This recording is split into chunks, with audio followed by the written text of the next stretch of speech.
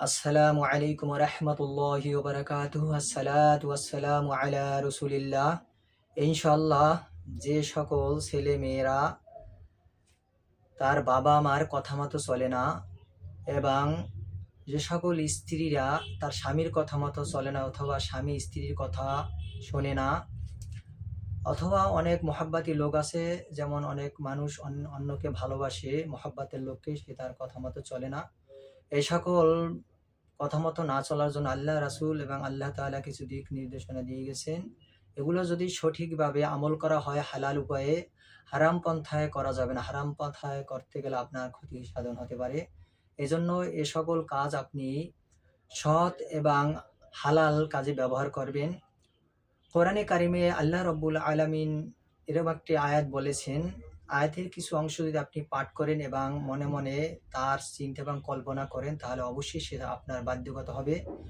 আয়াতটি হচ্ছে, আলকাইতু আলাইকা মুহাব্বাতাম মিন্নি। এটি ৩ বার পড়বেন। ৩ বার পরে মনে মনে স্মরণ করবেন এবং স্মৃতিতে আপনি কল্পনা করবেন, তাহলে সে বাধ্যগত হয়ে যাবে আপনার।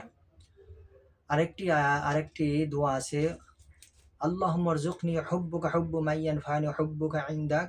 প্রত্যেক নামাজের পরে যদি আপনি এই দোয়াটি ৩ বার পড়েন এবং তার কথা কল্পনা করেন এবং তার কথা স্মৃতিতে আপনি অ্যাটাক করান, তাহলে অবশ্যই সে আপনার বাধ্যগত হবে।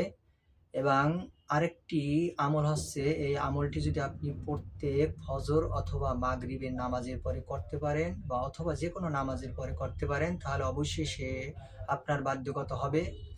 এটা হচ্ছে এইভাবে যে আপনি যখন নামাজ পড়া শেষ হবে, তখন আপনি সূরা ইখলাস আপনি আমি যেভাবে দেখাচ্ছি এইভাবে সূরা ইখলাস যখন পড়বেন, বৃদ্ধ আঙ্গুল এভাবে মাঝখানে, হাতের মাঝখানে আনবেন।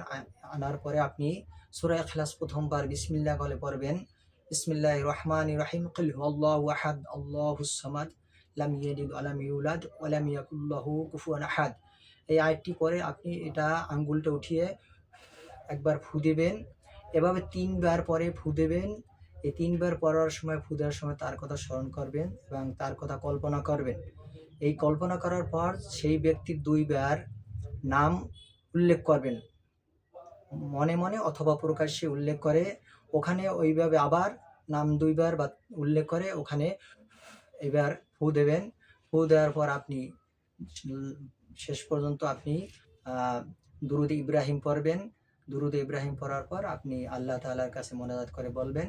অবশ্যই ইনশাআল্লাহ আপনার মহাব্বাতের লোক আপনার কথা শুনবেন, এবং যে সকল ছেলেমেয়েরা মা বাবার কথা শোনে না, তারাও কথা শুনবে। এবং স্বামী যদি স্ত্রীর কথা না শোনে, অবশ্যই তারা আপনার বাধ্যগত হবে।